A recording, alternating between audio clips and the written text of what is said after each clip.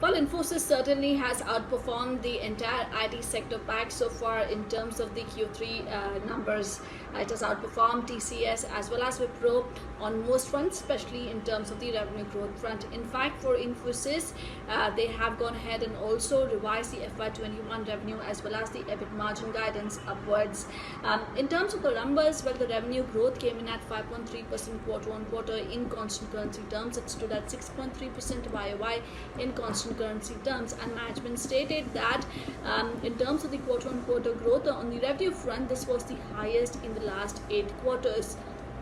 TCV of large deal wins is also at an all-time high at $7.13 billion.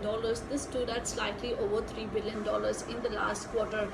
In fact, management also stated that the deal momentum is very strong across the sectors, and they have gone ahead and won the largest deal in the history of the IT industry. In terms of the revenue guidance, which they have revised upwards, FY21 revenue growth is now seen at 4.5 to 5% in constant currency terms. This was earlier seen at 2 to 3%, and FY21 operating margin guidance is now revised upwards to 24 to 24.5%. Most importantly, management also mentioned that they do expect a double-digit growth in FY22, and they are fairly confident of that as they are gaining market share steadily across the board. In fact, for them, they're seeing a very strong traction coming in terms of the BFSI segment, which contributes slightly over 30% to the overall revenues, and they have also seen very strong traction in North America, which again forms lion's share of the overall revenues.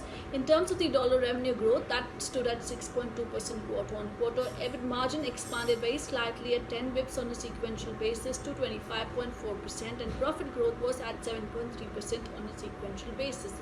Digital revenues for the first time crossed 50% of the total revenue, with digital growth at 31.3% YOY in constant currency terms. The attrition rate also did decline to 10% on a YOY basis versus 15.8% in the previous quarter, and free cash flow conversion was also fairly strong at 109%. In fact, management stated that if you look at the overall Q3 free cash flow, that stood at $772 million, a growth of 15% on a YOY basis. Salil Parekh, who is the CEO and MD, he stated that Infosys team has delivered another excellent quarter, and the scale of the new client partnerships with leading global companies such as Vanguard, Daimler, Rolls-Royce demonstrate the depth of digital as well as cloud capabilities for Infosys. And he also mentioned that with the intense focus on client needs and the comprehensive foundation built on differentiated capabilities, he remains confident about the future. And as I said, management at the presser did mention that they are confident of achieving double-digit growth in FY22. In terms of the revenue mix, also BFSI segment grew 12% YOY in constant currency terms. This was the strongest growth, as well as high-tech segment also grew in high double digits at 17.4%. Manufacturing was the only segment which still contracted 4% on a YOY basis in constant currency terms. North America, of course, did grow very strongly at 8.8% YOY in constant currency terms.